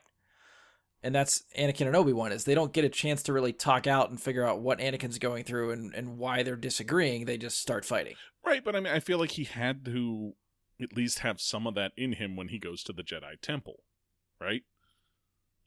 How do you just go and murder an entire, hundreds of people in the Jedi Temple? Yeah. Without at least Yeah, having... I mean, the conversation definitely should have happened earlier than Mustafar. Yes. I'll give you that. Yes. Let there be a confrontation, and then Obi-Wan backs out and tries to warn them, fails to warn them. He destroys the Jedi Temple, flees to Mustafar to kill the Trade Federation and all those separatists, and Obi-Wan chases him. Yeah, I think I wanted whatever. I think I wanted more of a falling out between the two of them before they fight. Yes. And that's why in my mind I always felt like, we'll say Palpatine manipulates to kill Padme, somehow frames Obi-Wan for that and tells Anakin. Like, that's the story I had in my head. And I think that's better. Still, that's what I mean. That's what I went into expecting to happen. It didn't, and I got what we have, and I was like, well, this does not live up to what I wanted. And to Josh's point, it just everything felt rushed in that sense. And I think that's why Revenge of the Sith doesn't... I remember Revenge of the Sith being my favorite, and I don't think it's my favorite of the prequels anymore. It's still mine. What's your favorite of the prequels? I've actually come around to episode 1 a lot. Okay. Yeah, I think episode 2 is the only one I couldn't make an argument for. Yeah. But... So it kind of... I listened to the Empire podcast for the Empire movie reviewing magazine. Yeah. One of the guys on the that hosts the podcast, Chris Hewitt, reviews movies for Empire. One of his first reviews for the Empire magazine that they give him shit about all the time was for Attack of the Clones. He gave it a 5-star review. And he has never lived it down since, which I kind of want to read it, which I haven't done because I'm wondering why he thought this was the greatest Star Wars movie ever. Yoda with a lightsaber. That could be enough. Hey, you know what? Give up until the point where you get to the Battle of Geonosis, it's kind of like a movie. Yeah. But the Battle of Geonosis is actually really good. Yeah, I remember that whole arena. Every time, once they get to the arena, yeah, I remember thinking these last 45 minutes are fucking amazing. Yeah, that's really good. Yeah, and everything Obi-Wan does is fun. Like the Obi-Wan and Jango Fett battle on Kamino is amazing. I love that. That's actually that's one of my favorite ones too. The humor that they add into that fight from Obi-Wan is something much needed that he doesn't get enough to do. Yeah. Well, I mean, let's not understate that was Ewan McGregor's trilogy. In my eyes, that is those are his movies. He carries them, and without him, boy, I don't know what we would have had out of them. Yeah. And for all that can be said about episode 3 and the flaws that you have there at the end, it still to me produces I gotta say it in a certain way here. My favorite among my favorite lines of dialogue in Star Wars, but it also does it at the same time as producing some of the most uneven dialogue in Star Wars. At the very end of their fight, Obi-Wan jumps up. "It's over, Anakin. I have the high ground." That whole conversation, Ewan McGregor's delivery, the lines that were written for it, how it all happens for his end, perfect. It is incredible. The emotion he gives, the way the music plays for it and everything. And then everything Anakin says in those moments is just pure cheese. Yeah. And so it plays out both of these ends where you can see Ewan playing Obi-Wan as damn near crying and breaking down, like, "You were my brother," and all that, and "I hate you," while he's burning, and it's like, oh god. It's like, yes, but oh fuck. And I still like that "hate you" line. I think that's one of the best ones Hayden does. I think he delivers it well, but I think I don't know, it's up and down for me, but it is. Go ahead. Sorry, I just wanted to cut in with that because it makes me think about these movies and the moments in them that make me like the happiest to watch over and over again. Yeah. And I feel like we've talked a little bit about favorite moments and stuff like that. And I also feel like this is one of those topics we could just keep talking absolutely. and keep talking. Sorry. I feel like I want to wind us down, and I think the best way to sort of, well, first, Josh, I know you talked about your Palpatine plans and how you appreciated that stuff. Was there anything else you want to touch on specifically before we sort of wind down here? As I said at the beginning, like I literally could not tell you one memory that I held from the first time of seeing Attack of the Clones. But seeing it this time again, I actually really enjoyed Christopher Lee a lot. And I know I'm going to mispronounce this, but the like quasi robotic android dude, Gorvis Clave? No, that's what am I thinking? That's Avengers. Who am I thinking? General Grievous. Grievous? That's episode 3. That's episode Is that 3? Yeah. Okay, well... Grievous doesn't pop around until 3. Okay, yeah. well, once he's there, I thought he was pretty cool. Yeah, Grievous is pretty cool. The idea of the, like, 4-handed lightsaber fight, I mean, you at least got to give it to them that they, like, tried to step up the game and come up with something different. I thought that was fun. I love that they let it happen for just that moment, because there's no way that like Obi-Wan could just consistently deal with 4 lightsabers, so they have him cut off 2 of his hands pretty quickly. Yeah. But it was awesome to see, like, in the sound. I always can remember that the sound it makes when he starts spinning and they hit the ground. Mm-hmm. Yeah. But sorry, Josh, let me just ask you then. Yeah. Coming at them again a couple weeks ago, since as your second viewing, did you find yourself having a better appreciation for them? I mean, overall, probably yes.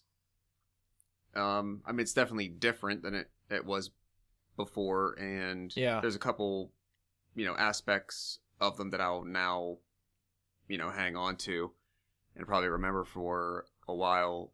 So I don't know if it'll prompt me to, go after like Clone Wars or Rebels per se. There's something about, I think with these, for me, the entertainment value is so much more in the live action necessarily than like the deepness and richness of the, I don't want to say just the story, but like the really like expanded universe. Sure. Kind of extra You're info. not ready for the lore dump. That Right, comes from all right. the other stuff. Yeah, exactly. So I'd say in general it probably helped. I couldn't say that if I had watched them again like a year after seeing them the first time, and that's still being like 12 years ago at this point, that it would have had some different kind of lasting effect. If I don't know, if I revisit again in maybe like a year and a half, Yeah. maybe I'll because this time was definitely much more like seeing it literally like for the first time again. Yeah. And so like next time having like knowing a lot of the more high points of what to expect and where the story is going in each of the chapters, I can just like take it in a little bit better. Well, I know even just the Binge Mode podcast, because they go deep into a lot of their explanations and dissections of the movie and stuff. Is that helping you get a better appreciation for those movies too? Yeah, it actually is. So I've been trying to keep up on their episodes. I obviously haven't been listening to the Mandalorian ones. I really enjoyed the Rogue One discussion. I actually kind of enjoyed the Solo discussion, though I still don't have much of a desire to go back and revisit that already. I figure like once in the theater was enough for a little bit. Okay. But on the other chapters, yeah, because like I said, just over time, there's so much of the minutia of what's happening around the main story that my mind just blocks away, and I don't retain. So yeah, when like through these kinds of discussions too, where we are, all the things that are on the periphery of what's really happening are emphasized and pointed out to me. I'm like, oh yeah, I do have that part, that is in my mind, and now we're shining a light on that. No, yeah, I guess that does make more sense. Or I understand why that's there more, why I should care, why it's significant, Right. what the fact that it plays another role other than filling something on the screen. That's fair. So can I toss you a question, Josh? Of course. You've seen the trailers for Rise of Skywalker or no? I saw the first one. Actually, by this point I think I've seen the second one because it started playing in theaters in the last month. I know that wasn't there a brand new one that was just released a week or two ago. I'm not going to talk about those ones. You saw the first one, though. Yeah. So the one that Brian has seen. I saw the very first one. Right. Yes. Yeah, the one that they first put out at Celebration. Right. And you hear Palpatine's laugh at the end of it. At the end. Yeah. So I'm just wondering, from your perspective, somebody that knows very little about any of this, what do you think that's about? Specifically the laugh? we see him die at the end of Return of the Jedi, right? So I just want a complete outsider's theory on what's coming. Mm-hmm. That's all. Without getting into anything that's in the trailers that Brian hasn't seen. Yeah. So I'm probably going to disappoint you because I am not smart enough to come up with any theories beyond he's not dead. Okay. So I know you were definitely fishing for something a bit more meaty there. No, I just wanted to see what you had. If you had any crazy ideas that would come off the wall, because there's all kinds of theories out there right now, and most of them are that's the thing. Dog shit. I think since I don't hold I don't retain enough of this deeply enough, and I don't have the extra background lore and the novels and the television shows, etc. There's not nearly as many pieces floating out there for me to try to grasp at straws and try to connect dots that are out there. Well, that's what I mean. I was meaning without trying to connect the dots or anything. All you've got is he's not dead. I mean, if I'm sure there's a lot to it more than that, but I would assume at the minimum that's what they're trying to convey. Josh, that's all I got so far. So we're on the same page. I was just looking for anything he might have that could be interesting to be like, holy crap, Josh is the one that never watches Star Wars, and he was the one that was right. Just for no, I unfortunately got. I mean, if you want me to make something off the top of my head, based on what we talked about tonight, maybe he learned enough from his master and with his own experience that he figured out a way to maybe he actually did die, but he figured out ways with the Force to affect and reverse his own death.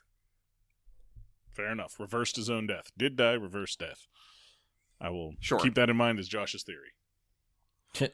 Died, reversed. I mean, and that's the only theory I have in relation to that person as to what the hell is going to happen with anybody else or what the story is really about. I got nothing. Acceptable. Andy, I want to come back to you quickly. Rewatching them probably most recently out of anybody. Any better or worse appreciation for the movies? I'd say I have a better appreciation for them Okay. watching them again. Anything specific stuck out to you to push you one way or the other? I think I mentioned it earlier. Hayden Christensen's performance wasn't as fucking atrocious as I originally thought that it was. Especially in Revenge of the Sith. I don't know. I agree that some of his lines are garbage, but I don't think that you could do much with what he was given. Yeah. But yeah, I was just like, oh yeah, look, it's Vader, and then I was like, holy shit, I'm not seeing Hayden Christensen. I'm seeing, like a character that I like. Yeah. And Yeah. it was always just like, ah, fuck, it's Hayden Christensen trying to play Vader again. I actually I don't know, I'm accepting of it now. So I was like, oh, this is actually more enjoyable now. Nice. Okay. Let's not forget the worst line that is delivered by Vader in the entire prequel trilogy is not delivered by Hayden Christensen. So, you guys were talking about it when I first showed up tonight. Yeah, talking about the no. No. Yeah, that's atrocious.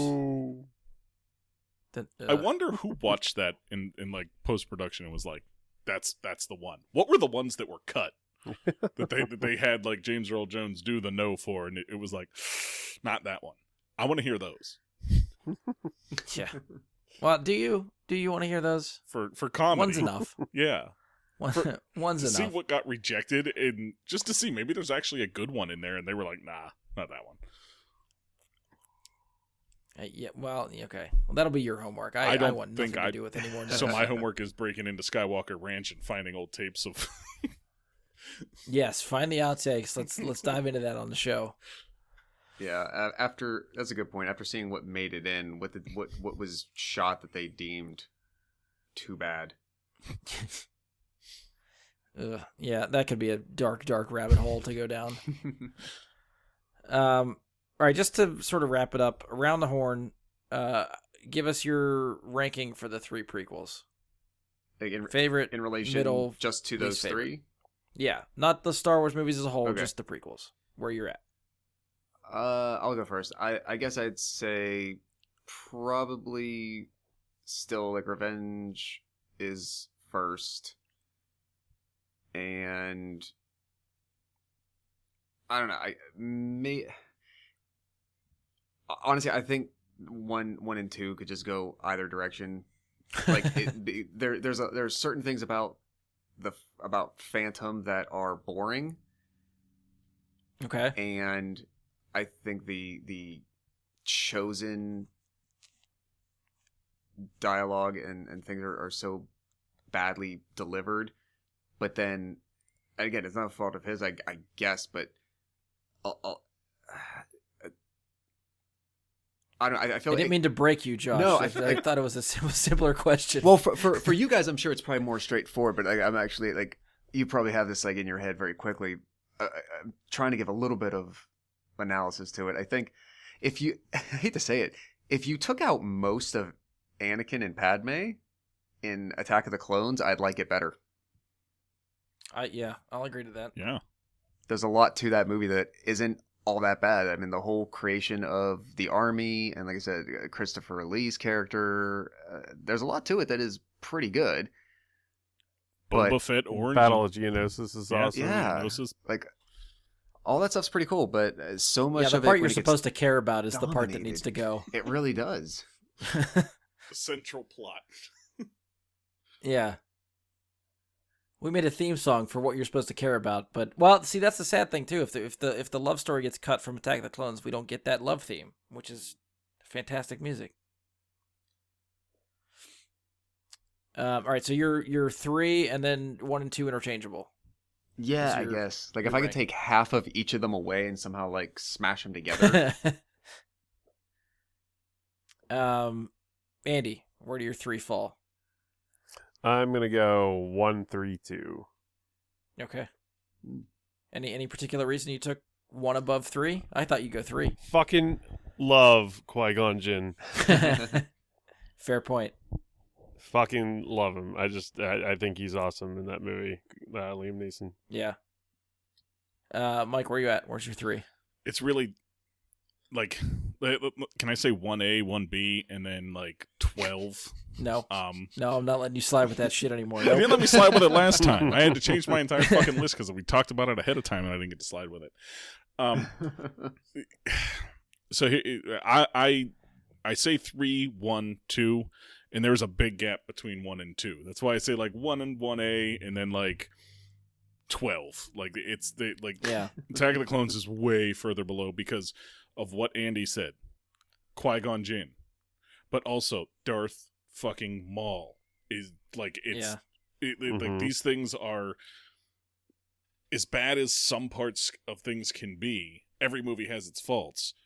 The Phantom Menace is no different, but it has Qui-Gon and Darth Maul and Obi-Wan, and it just like there's so much good there, and I still struggle to put it above Revenge of the Sith, just because I feel like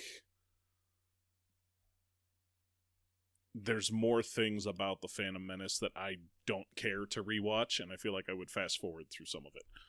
I feel like I do Okay. quite often, and I just sit and watch Revenge of the Sith from start to finish, and I kind of skip Yeah. around Phantom Menace because I don't need to see the trade talks and shit. Like the pod racing and stuff like that. You don't really care about. Why does the pod racing get shit I was on gonna so say, much? I I like the that. pod race, all the lead up to it, and little Anakin talking about Gardola the Hutt and being a slave sucks and all this, and I'm like, I get it. Can we go? Like, can we get to the race? For me, it also is a little bit that the race goes on and on and on. It is a very long race. It's like a half hour. Without seeming 20 like minutes, a lot of at the least. additional footage is really adding anything, except like look at George play. George got a toy. Yeah.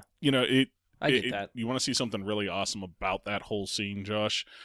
Hmm. There was a thing they showed at Celebration this year where one of the guys from ILM came on and talked about how they created that set. That entire racetrack was a miniature. It was like I don't know the scale size because I'm not good with that, but it was. If I had to guesstimate, like 4 feet high or so, they showed this guy crawling around in this entire set. They built the whole damn thing. So while That's pretty cool. there wasn't a lot of practical effects, some of it still was there, and that's one of the cooler things I remember from Celebration this year. Watching it on YouTube, unfortunately. Yeah, I think most of the people in the stands for that prop were Q-tips, just painted different colors. Yeah. It's a really cool thing to look back on how they did that. And I think that gave me, and even like seeing that this year, it gave me even more appreciation for that scene. Fair enough. But my ranking, I'm on pace with Andy. I think Phantom Menace has come around in the year since as my top one. Revenge of the Sith is 2. And probably more like Mike, Attack of the Clones is way at the bottom. I think I don't know really what it is over the years of Phantom Menace, but I think just seeing the beginning of the story, I think plays better than seeing the end of it. I think Revenge of the Sith for me just feels so rushed with some of the stuff that they try to do that it kind of turns me off from it. I kind of like maybe the slower setup and burn of what Episode 1 is. Darth Maul, Qui-Gon, all awesome. Pod race, awesome. The fight that you see in the third act of Phantom Menace with Obi-Wan, Qui-Gon, and Darth Maul is still my favorite fight. I will take that over Anakin and Obi-Wan.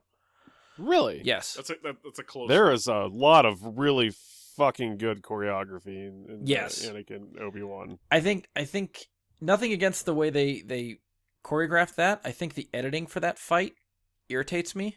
Fair. There's a couple shaky cam. There's a couple moments there where it jumps around a little bit. So, and just the fact that they go out on like the fucking weird places to fight, like just stay on the landing platform and fight each other. Why do you have to go through the fucking facility? That I don't know. I felt like there's also one really weird moment in that fight where they do the force fist or the force palm like right at each other, and it's like, oh, they're gonna touch. See, that part I like. I think the editing part of it, like I like that part. I mean, yeah, the whenever they first start fight and Anakin like flips around and starts fighting Obi-Wan and they start backtracking across the platform, it's this, if you watch the editing, it's the same move that they cut from 4 different angles right after each other. So you're seeing literally the same move from 4 different angles, just cut together. It's not a fast-paced fight, it's just the same thing shown 4 different ways. Yeah. Crap like that irritates me. And definitely in Phantom Menace at the end there, with more specifically with Obi-Wan and Darth Maul, you get a pretty good uncut sequence of them fighting. Yes. Where you just see the choreography coming together, and it took Ray Park and Ewan McGregor a long time to get that right, but they did it. Yeah, and I mean, I've seen the behind the scenes stuff of Anakin and of Hayden and Ewan McGregor fighting, so I know they did all that stuff, and they obviously did it on set when they filmed it. It's just, I don't know, the way that the final product of it came together is cool, but in repeat viewings for me, I don't think hold up as well for me compared to Phantom Menace. So it's just a little bit of my justification, I guess. That's fair. And who knows, 5 years from now, I could flip back around to Revenge of the Sith being my top one. These lists are always changing for me for Star Wars movies. You might even flip back around to the Attack of the Clones. That I think go on record and forever say that will be my worst, least favorite Star Wars movie. I mean, for me, Attack of the Clones, I can skip directly to the conversation with Dexter Jettster, go from there directly to the battle on Kamino between Obi-Wan and Jango, and then go directly to the Battle of Geonosis. I'm good. That's all I need to see. Yeah, I agree. Those are probably the highlights for me too. Yeah, I think that's it for this. I'm sure we could revisit the prequels again somewhere down the line if we come at this with another angle we want to kind of dive into, and hopefully not just spiral into like here's prequel talk again. But if we can find an angle for these, I definitely think we can revisit. Maybe something comes up in Rise of Skywalker that Which changes true. our view of the prequels in some way. It gives us some reason to come back and analyze all this stuff again. Yeah. All right, so I think that's it for us. If you've enjoyed the show, please leave us that 5-star rating and review. You can follow us or subscribe to us to keep up with the show, whatever platform of choice you have, whether it be Spotify, iTunes, Google, Stitcher. We're on Anchor. We're all over the place. You can find us on Facebook. Search Bry Guy and His Super Friends, or go to facebook.com/Bry Guy Super Friends. You can send us questions, comments, topic suggestions, any of that stuff there. You can email us, bryguysuperfriends@gmail.com. Try us. We'll see if we get back to you. Tweet us on Twitter @BGSuperFriends. We'll get back to you there. I'm sure of it. And on behalf of Andy, Josh, Mike, and myself, thank you for listening, and may the Force be with you. We'll talk to you next time. No. No.